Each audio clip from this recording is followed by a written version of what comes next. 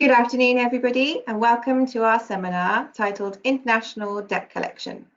Before we begin, I would like to ask you to hold any questions until the end, or please type them in the right-hand side. Your speaker today is Maxime Ampe. Belgian-born, Maxime was admitted to the Belgian bar after studying EU and international law at the University of Leuven. He also has 3 masters in European and international business, and if that wasn't enough, he's currently studying for his 4th. Before joining Bierens, Maxime worked in the paper industry for 4 years, adopting many different roles from customer service to purchasing and project management within the credit control department. Maxime understands all too well the problems many credit managers face. Joining Bierens in 2015 as the International Operations Manager, Maxime is responsible for and oversees around 3,000 cases a year across 50 different countries. So without further delay, I'll now hand you over to Maxime so he can begin.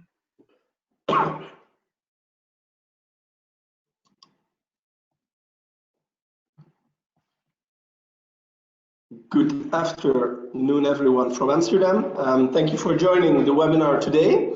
I will be hiding webcam. Exactly. So today we will be talking about international debt collection. Yes. So today's agenda, there are 5 points. So start with an introduction. I'll also explain Bierens, what we are doing. Secondly, the goal of the webinar. For me, there is a clear goal. It's all about having an awareness on when you are doing cross-border business. A third point will be on insolvency, bankruptcy. The 4th point, and the main part of the presentation today, is about the collection. There are 3 possible ways. The first one is out-of-court collection, so the amicable phase. The second one is the judicial collection. We also call it the commercial litigation and examples. And the last part is enforcing and the execution of mainly foreign verdicts. As a last point, I will get to conclusions. So first of all, Bierens. So what are we doing as a company? So we are a law firm which is existing since 1952.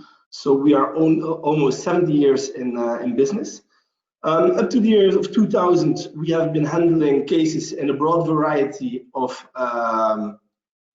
law. So it was going from labor law, family law, etc. But since the year 2000, we are only doing B2B debt collection in the broadest sense. In 2000, we were with a company of 5 people. Nowadays, we are with approximately 120 people only working on debt collection. So what do we do? What is debt collection for a firm? It goes from contracting to the pure debt recovery. So debt recovery, it's what we would call, it's an undisputed claim where we will try to get a solution in an amicable way. The third part is the litigation. So there is where the lawyers come in. So we need to litigate in a country to find a solution. And the last part is the insolvency. So your debtor is bankrupt and we can lodge the claim with the curator. So the team, this is the team of people which we are having. So we are with approximately 120 employees. All the blue countries, which you can see on the screen, those are the countries in which we have in-house lawyers or paralegals working on your cases. We have offices abroad in Amsterdam, Barcelona, Rome, Antwerp, Düsseldorf, and Veghel. And we also have sales offices in Shanghai and New York, which is mainly for our US clients who have problems in Europe. There are also some US clients on line today. So I'll try to make the presentation as broad as possible, and I will also include the part non-European Union. Last point, as already discussed by Lisa. So my task within the company, so I'm a lawyer, I'm a Belgian lawyer myself, but mainly I'm the manager of the international team. So international for Bierens is a cross-border case, which means we have a client from one country and we have a debtor from a different country. So those are the cases where for 2018 we handled more or less 3,000 cases. The international team, it's 30 attorneys, legal counsels and support staff from a variety of countries, as I've shown on the map. So then we continue with the webinar. So the goal is international debt collection. For me, what is the goal? There are 2 main goals. The first one is having for you as credit manager, CEO, entrepreneur, to have an awareness. The presentation is not about do not take any risks. It's about knowing if you take certain risks in certain countries and things go south, what can you do and how can you solve it? The second point is, that's the little mister on the right side. Your goal is to get your money back. I'm not here, I will not try to annoy you with a lot of legal information. Of course, there will be some because that's necessary, but I fully understand your goal is to just get your invoices paid and to find solutions to that extent. Insolvency and bankruptcy, maybe the first slide, it's an incredibly important slide because more or less everything which I will be talking about, you can forget about it if your client, so the debtor, does not have any money. Yeah? So if a partner has no money or is bankrupt, there's unfortunately nothing we can do. Yeah? You can do, we can do, it's just out of business. So that's, of course, it's obvious, of course, but it's something extremely important. The second point, which I also put, is the willingness to cooperate. Also there, if you have a debt collection case and you have a debtor who does not want to pay, there is nobody who can force him, not a debt collection agency, not a lawyer, not a bailiff, except a judge. Yeah? Only when you have a verdict, a judge or a notary, but only when you have a final verdict, then you can force someone to pay. So those 2 points are extremely important. Your debtor needs to be solvent or needs to have at least something, and the willingness to cooperate is also important. Again, willingness to cooperate, this is also something as a lawyer you can help with the pressure tools, but I will talk about that later. Also, a really, really important slide. When we talk about collections, there are 3 ways of collecting. I call them gold, silver, and bronze. The gold one is the amicable phase. So you try to get to a solution out of court. It's the best always for the client because it involves the least cost and it's also the least time consuming. So that's gold. Silver is, it doesn't work in the amicable phase, so you need to take legal actions. Take legal actions, we go to silver. Why? Because it takes quite a long time. It can be very frustrating as well in different countries, but you need to obtain a verdict, something which you can use to force the debtor to pay. The third point, bronze, and this is something I really want to emphasize, it's not because you have a final verdict that you have your money back. Most of the time, of course, when you have a verdict, you will be paid because there will be a certain pressure. The bailiff will go say like, look, there is a final verdict, you have to pay, and a lot of debtors will pay. But if you do have a client who does not want to pay, you have nothing on your verdict except when you can execute it, which is number 3, which is bronze.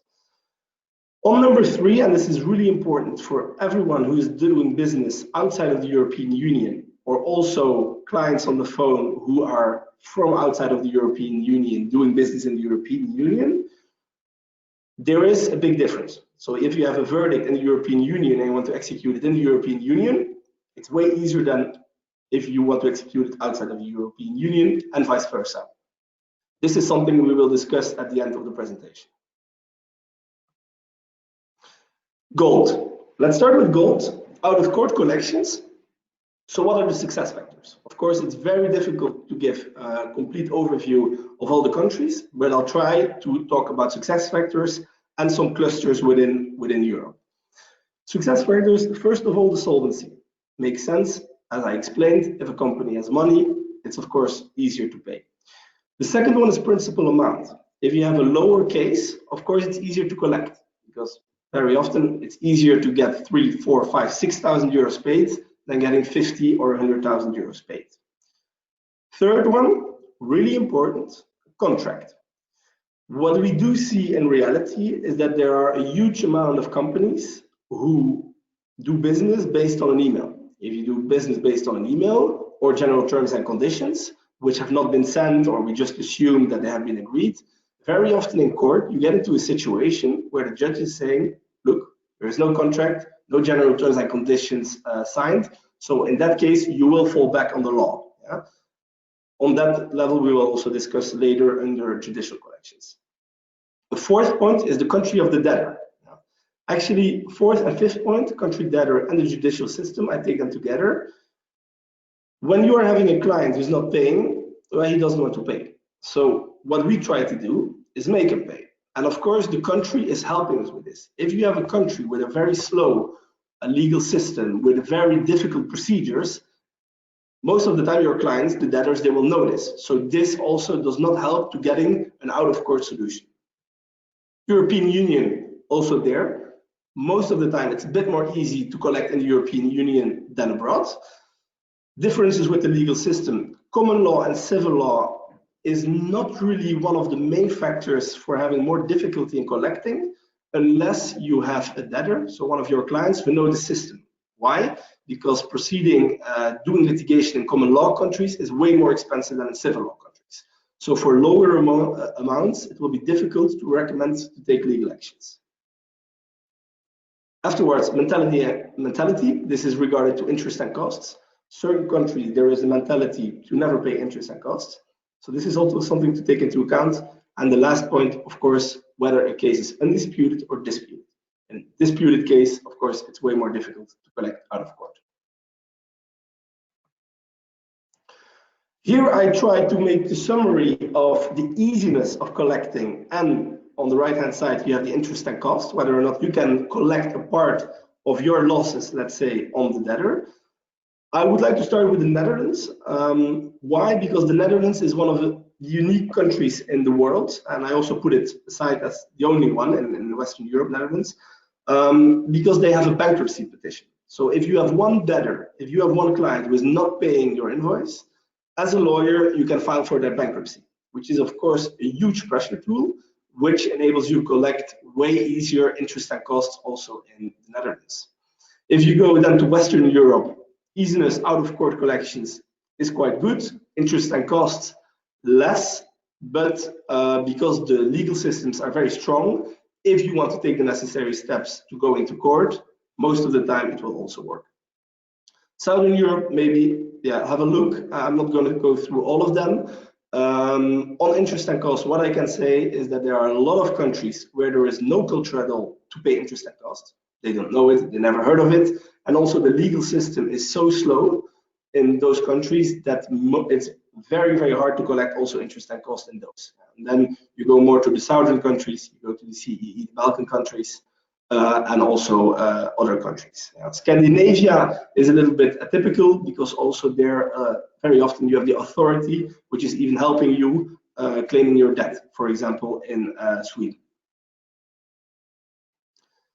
Then we go to silver. So we have a situation in which the out of court, it did not work, amicable phase did not work. You as a client, you say, look, I still want to have my money.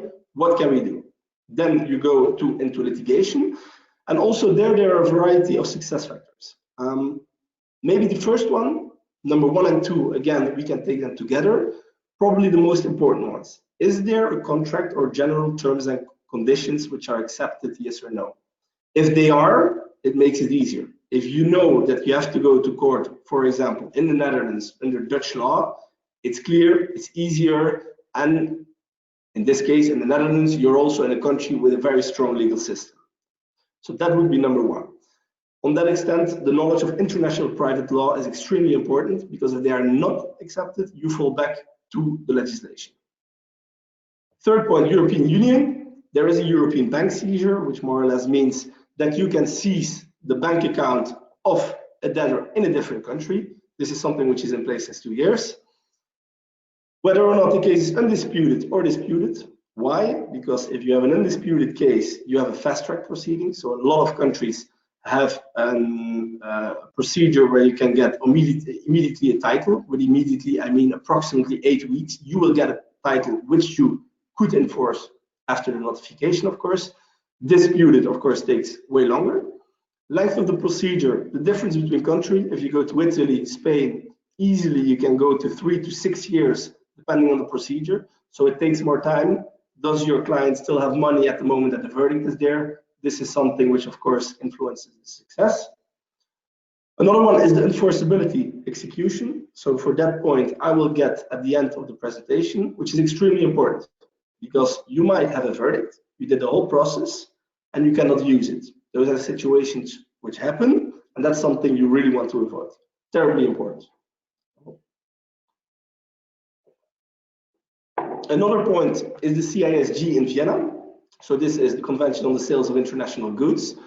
We see that a lot of clients, they do include it or they exclude it. I'm going to be very general, but this is also a success factor because most of the time when you include it as a seller, you have a benefit. As a buyer, it's less okay.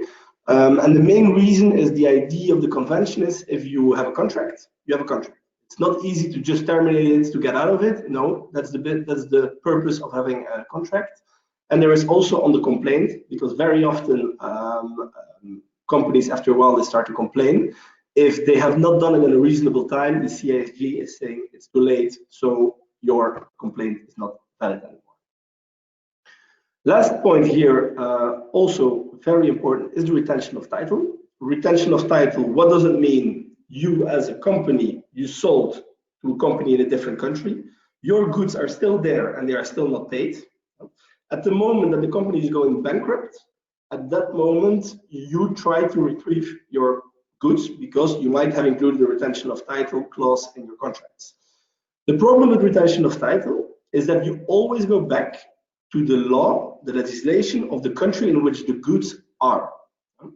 I'm going to give you two examples. It's very difficult because it really depends per country. But for example, in Germany, there is a possibility, if you draft it well in your contract, to become a preferential creditor. So for example, you are a company which is selling sand. You sold sand to a company in Germany. The sand is gone because they made something out of it. But you have made a good retention of title clause. At the moment they go bankrupt, you might become a preferential creditor. So this is really important. Second point, Finland. I'm going to give you an example. This is retention of title in Finland. This is part of the bankruptcy law. So actually what this is saying in term 2 is if you are a company which is selling to Finland goods to a distributor, so you sell goods to a company which you give the right to sell your products, there is no retention of title.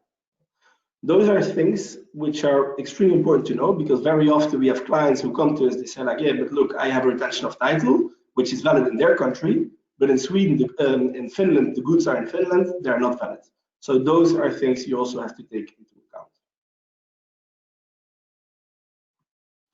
Judicial collections, I'm going to give you two examples, one in the European Union, one not in the European Union, which happen very often. So, for example, the first example, we have a Dutch client, Dutch company, which have been selling goods to a German buyer, but there is no contract, there is no general conditions signed, nothing. So this actually happens all the time. Company is doing business, they send an email, no problem, we buy this, and they do business already for 5 or 6 years even, but never has a contract or general conditions signed. At that moment, when you get a dispute and you take legal actions, the question is, yeah, but where can I go to court and which law will be applicable? There are exceptions, but I'm going to give you now a very general rule. Most of the time in those cases, the competent court will be the court of the geographical location of the defendant, which is Germany. The general rule is always the one who, the plaintiff, he needs to travel. So in this case, it would be Germany. But the applicable law, according to the regulations, would be the law of the country of the seller. So you need to proceed, if you do everything well, you need to proceed under Dutch law in Germany. Those are cases which we do on a daily basis, but as a client, they're very expensive. Why? Because you need 2 lawyers. You need to have a German lawyer, you need to have a Dutch lawyer, and very often also the judge will say, look, I want to have an expert because I cannot follow, and I want to have an expert appointed who says that this is correct. So this is really happening, and this is something you have to take into account.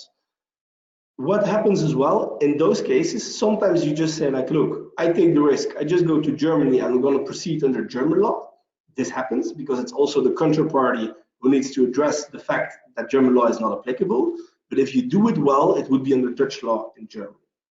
So this is something to be really aware. If you do business abroad in the European Union, you do not agree on anything, this might happen once you have a problem, which can be a benefit, but also, well, also not. Second point, the non-European Union, and this can be vice versa. So now I do the US seller who is selling goods to a Polish buyer, but this could also be a Polish seller who is selling goods to a US buyer. Here we have a contract which is signed, which is indicating that the law of California is applicable and the State Court of California is competent. So the two companies do business 2-3 years, and they have a case of, let's say, $60,000 where they have to go to court. You look at the contract, so what do? Well, you go to the State Court of California, and the applicable law is Californian law. Also vice versa, once again. But the problem then again, and that's where we get to level 3, the bronze, is the execution. If you have a verdict from the United States, you still need to execute it in Poland. And in order to execute it in Poland, you cannot just go to Poland and say, like, look, I have a verdict from the United States and execute it. No, there is a whole procedure which is lengthy and very often very difficult to obtain also your judgment in one of the countries executed in the other country. But we'll talk about that later. Judicial collections, 2 ways. So if you have an undisputed case, so this is more or less the debt collection, you have a client, he doesn't want to pay, he's not disputing, he just doesn't want to pay. There are 3 ways where you can try to get to a solution, which is very often it's a quick procedure. Different countries apply. In Germany you have maandverfahren, injonction de payer in France. So it's just a very quick procedure where most of the time after 8 weeks you can get a verdict. The European payment order is the same. The only pitfall of the European payment order is that the dispute is just ticking the box. So if you do a European payment order and your client is being notified, he says like, look, I'm disputing, even if he cannot dispute, but he just ticks the box, well, you go into a regular procedure. And then of course you also can immediately go into a regular procedure. Once you are in a regular procedure, it's usually disputed cases. Very difficult for me to give a clear overview on all the countries, but I'm going to try to give you some tips here. In Western Europe, more or less, the legal systems, they work well. Some are slower than other ones, but in general, they work well. The laws are good, with the exception of the UK. Why do I say exception of the UK? The UK is, of course, a fantastic country to proceed. The legal system is great, but the costs are also extremely high. So taking legal actions in the United Kingdom, and with the United Kingdom, in fact, I say the whole common law countries. With common law, say USA, you have Australia, you have South Africa, the costs are way more expensive because of the system. But the legal system is also very strong. So you will obtain, in fact, you could say a good verdict. Southern Europe, the problem is the duration of the procedure. So especially if you think about Italy, it can take a really long time. Spain also can take some longer time. So there again, if we only look at those two, for companies in Western Europe doing business in Southern Europe, well, you might prefer to be able to go to court in your own country and then executing that verdict in the other country. CEE Balkan, so there they are working still a lot with paper, so they are not very digital. The legal systems, they work. I must say, it's going better than I expected when I joined the company here. So the legal framework within CE and the Balkan is not that bad as a lot of people think. Often they talk about corruption as well. Corruption might occur in the lower instances, but once you go into appeal or you go to the higher courts, the corruption is more or less gone. Because they're also, you have the USO, especially in the European Union, so there are way more control on those instances. Others, some tips: if you do business with Russia and China, ensure that you always have a stamp of the company in that country. Especially in China, it's even a rule of law. If you have a contract with not the stamp of China, good luck in court in China, because they will be extremely tough. So Russia and China ensure that you have a stamp. If you go to court in the USA, most of the time usually the state court is competent. Federal court may also look at cases with a value of above $75,000, but this is something we do not recommend, because federal court is more for Google against Amazon, having a huge claim of billions and billions. It takes a very long time. What you need to know about the USA, the 50 states, they all have their legal system. So if you have a client in Ohio or in Florida, it's a completely different ballgame. You have different rules, you have different laws. So also there, it's something really to take into account. Other countries, I also got a question from one of the listeners on Jordan. So I take them together. It's UAE, Saudi Arabia, Iran, Iraq, Jordan. It's very difficult. Actually, in those countries, we more or less recommend you to go to that country and proceed, take legal actions in that country. But it's difficult also because you need to have a very good partner there. Yeah? I mean, in the end, it's the lawyer who does everything. You might have some corruption there. So those countries out of judicial collections, it's simply not easy. Then we go to bronze. So when we go to bronze and we talk about the success factors, actually everything is about enforceability. So enforceability is you have your verdict. So we have a verdict. We're saying, dear Mr. Debtor, you need to pay this amount. What will happen most of the time? The lawyer will say, look, you have been condemned to pay, let's say 20,000 euros. Could you please pay? If that person is not reacting, there is nothing else you can do as to execute the verdict. If you are in your own country, let's say Germany against Germany, it's not difficult. You have the incident, you will have no problem executing the verdict. The problem starts when you are having, and with Germany, I also mean if you are a Dutch client or a US client proceeding in Germany, you have a verdict from the German courts and you want to execute, there is no problem. The problem starts when you try to recognize a foreign verdict. So imagine you have a verdict from EU against EU, Spain, you want to execute it in Poland, EU against EFTA, let's say Spain against Norway, or EU against non-EU, let's say a verdict from the United States, which you want to execute in Belgium. Then the ballgame is completely different. When we talk EU against EU, and with EU against EU, I mean, so the client is from, or the verdict is from the European Union and the debtor is from the European Union, there is no problem. EU against EFTA, there is also no problem because of the Lugano Convention. So if you have a verdict in one of the member states, you can immediately execute it in the other one. So there is no problem there. When you have European Union against non-European Union, then it's way more difficult. Why?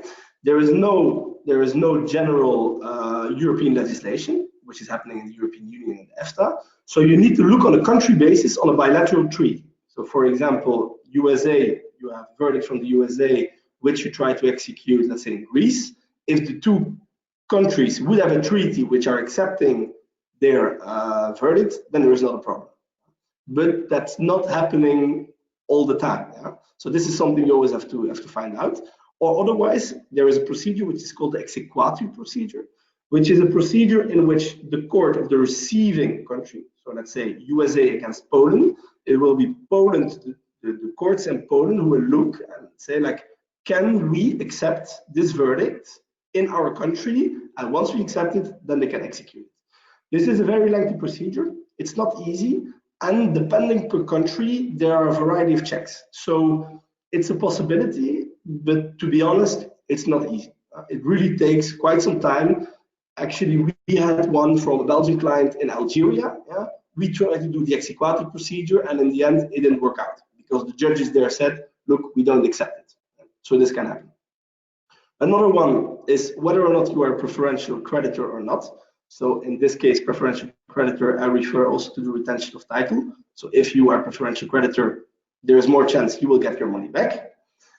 Another point is the public against the private bailiffs. So in Europe, very often there are private bailiffs. What does it mean? I have a case which is extremely urgent. What I can do in Belgium, in my country, I can just call the bailiff. I say, look, dear Mr. Bailiff, this is a case extremely important. I want you tomorrow at 6 o'clock in the morning to be there to notify. It's a possibility. Normally it doesn't happen, but it's a possibility. In countries such as Italy, Bulgaria, Hungary, Romania, Macedonia, the bailiff is a public servant.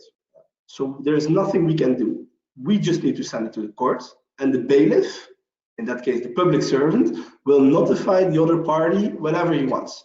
So this can take 2 or 3 months, and there is unfortunately nothing we can do about this. So that's again the system which is very different country to country. Another one, of course, corruption can happen as well, and the costs. So if you need to seize assets, there is a certain cost involved, and the difference also with a movable asset, movable goods or immovable goods. for immovable goods, very often countries ask a bill. They say like, look, okay, you want to sell this house. We already want 30,000 euros of you to pay in advance, just as a bill. Normally, if everything goes well, there's not a problem. But for some companies, I mean, you need to make the advance of 30,000 euros in order to seize the assets. Enforcing execution, some examples. In China, it's extremely difficult. Yeah. So if you, no matter what your contract is saying, there is one exception, I will get to that, you more or less always have to go to China in order to get your money back. So if you deal with a Chinese company and you have perfectly said, look, the courts of France are competent, you have a verdict from France, but I tell you, good luck in trying to enforce your verdict in China. It's going to be very, very difficult, not to say almost impossible. With Russia, it went well in the past, but after the MA17 impact, also let's say the agreements between the different countries became less good. So also execution in Russia became way more difficult. Turkey is one of the countries where often it does work. The reason for it is because Turkey is very dependent on Europe, yeah, on the European Union, and because of the economic ties, very often verdicts have been accepted in the past. Of course, this is something we need.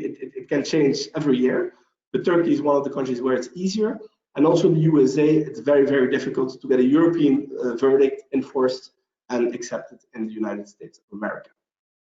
Now, for you as a client, so actually then, how can I protect your receivable? To start with, I go back to what I said in the beginning. It depends on the solvency. So again, you need to have a company, your client, who has something to lose, let's say. As long as you're in the European Union and EFTA and you have a case against another company in the European Union or in the EFTA, you are more or less fine. You will need to follow a procedure. It might take a certain amount of time, but once you have your verdict, you will be able to use your verdict in the different country. When we talk about the non-European Union and EFTA against European Union and EFTA, then we go to the bilateral treaty or the exequatur procedure, and it is difficult. It takes time because you will have a verdict, you will have proceeded for 2-3 years in order to get a verdict, and then you need to do another exequatur procedure, which might take another 6 to 12 to 2 years. So this can happen. Within the end, potentially a judge who is saying, look, it's not applicable. So the question we very often get, is there a solution? So I am a company from Belgium, and I'm doing business with a company, let's say in Vietnam. Is there something which I can do to get to a solution? Actually, there are two.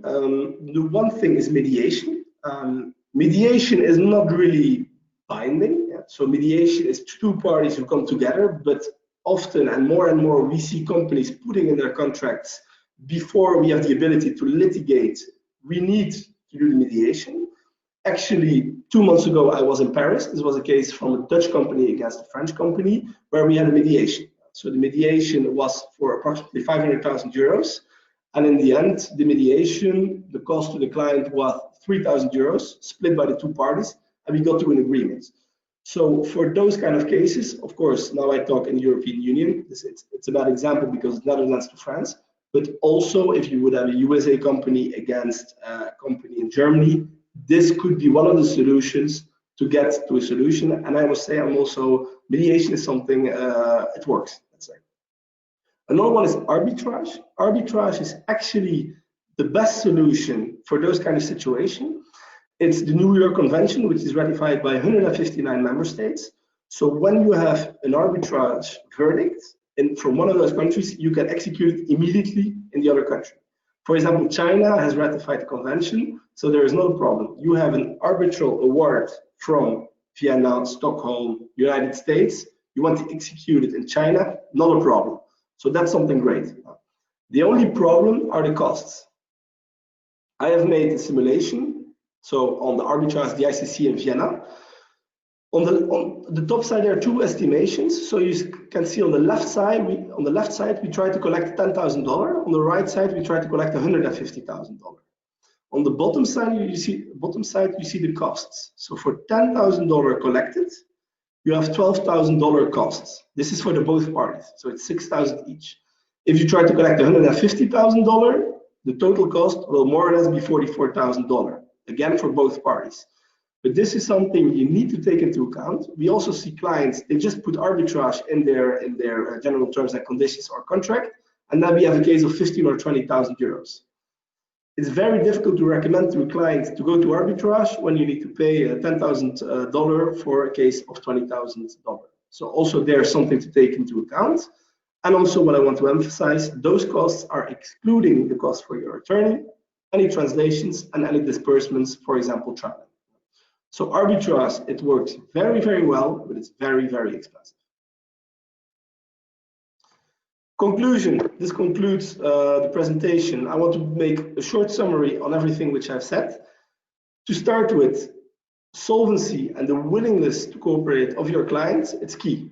If you have a debtor who does not have nothing to lose, it will be very difficult to collect. And if he is not willing to cooperate, you will need to take legal actions. Out of court collections, you have the contract. Contract is very important. Why? Because the contract will give your lawyer or yourself the tools to know, okay, I can have this pressure tool. I can go to court, for example, in the Netherlands against a company in Spain. It's a pressure tool we can use. Very important. Judicial collections, the contract and the terms and conditions. So where can you go to court?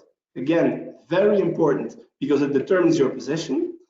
And when we execute a foreign verdict, please bear in mind, if you do business outside of the European Union or within the European Union, if you are a party from outside the European Union and EFTA, make sure that before you take the legal action, that you can actually use your verdict once you will obtain it.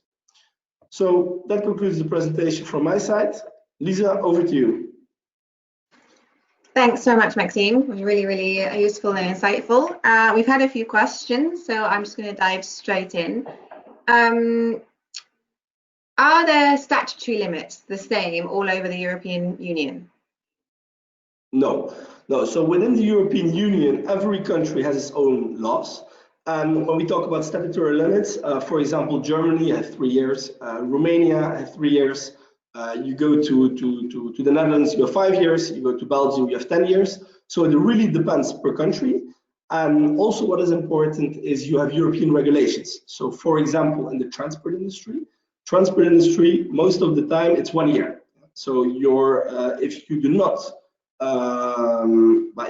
try to collect your money within 1 year and you go to court, actually it's already the statutory limits have passed. So this is something important to know. Another one is the rent. If you have the rent in a lot of countries, if you have the rent, of course this is B2C, it's not B2B. It will only be 1 year of statutory limits. Okay, great, thank you. Also, if you proceed to court in your own country against a client abroad, do you have to notify your client of translation costs, notifying costs? So if you have more costs when you are proceeding to court in your own country, and then you need to notify to the different country, is that correct? Yeah. Do you have then more costs such as translation costs, etc., that you need to inform the client of? Yeah, I understand. Actually, yes. So it's always the game you play. I will give an example. Let's say you have a client from Germany with a problem in Italy. So if you have put in your contract that you can go to Germany, which has been signed, German law is applicable, then indeed you will have a little bit more costs on the translation costs and the notification cost. Why? Because you need to involve a bailiff. It needs to be notified in this case in Italian. So your cost will be a little bit higher if you go to court in your own country. The benefit, however, if you do that, very often, so you're a German company, you try to go to court against an Italian company in Germany, the Italian company doesn't like it. Most of the time when you're a company, you have your lawyer. So especially in the southern countries, they're like, okay, come and get me. It's not a problem. But if they need to go to Germany, they want to defend themselves, they need to hire a German lawyer, which will incur bigger costs for them. And this is always the playing field which we use to, even if we take legal actions, to still get to an amicable collection. Because Italian companies, they don't like to come to Germany to proceed. And then, of course, you can again start up the negotiations in order to find a deal. Okay, great, thank you. You talked about China and ensuring that you have stamps when you're in China for executing abroad. Can you explain or expand what you mean by stamps? Well, what a stamp is, when you sign a contract, in the end, here in Europe, very often we just sign it. We do a signature and everything is fine. With the stamp, I mean the stamp of the company. So you do business with a Russian company, ensure that the stamp of the Russian company is on the contract, and in China the same, because if you would go to court, actually a Chinese judge, he would say like, look, there is no stamp of the company on the contract, so they did not, I mean, the contract is not valid, so it was not really signed by the company. Okay, understood, thank you. A couple more questions just before we finish. Which applicable law is better to opt for? Is it better to opt for your own countries or the country of your client? Actually, it's difficult to say which law is the best. The point is very often the law itself normally is not a problem. In most of the countries worldwide, you do have a law which is saying the right things. So you can get your collection back, you can get interest and costs. So most of the time, the law is not a problem. The problem starts when you have the combination of having the wrong competent courts with the wrong law. So for example, you need to go under Dutch law in Italy, it's not easy. So the idea is try always to have your law the same as the country in which you would eventually go to court. And if you look at the country in which you go to court, because it's more important to have the right competent court. In Western Europe, it simply goes faster than in Southern Europe. So to that extent, it's better to go to court in those countries than in the other ones. So for companies who are on the phone here for Western Europe, I would always recommend you try to go to court in your own country, again, as long as you're doing business with companies in the European Union or the EFTA. Okay, that's clear, thank you. Final question that we have. When you have unpaid invoices, what's the best moment to outsource the case if you're really not getting any further with your customer? Well, we have internal data. Most of the clients, they outsource cases after, let's say, 60 days overdue. Yeah? So that's happening most of the time. And also because the longer you wait, the more difficult, of course, it is also to collect. Okay, great. Thank you so much. There are no further questions. So I think on that note, we're going to end the webinar. Thank you so much, Maxime, for sharing your knowledge and experience with us. And thank you to all for joining and participating in this webinar. Thank you very much. Bye-bye.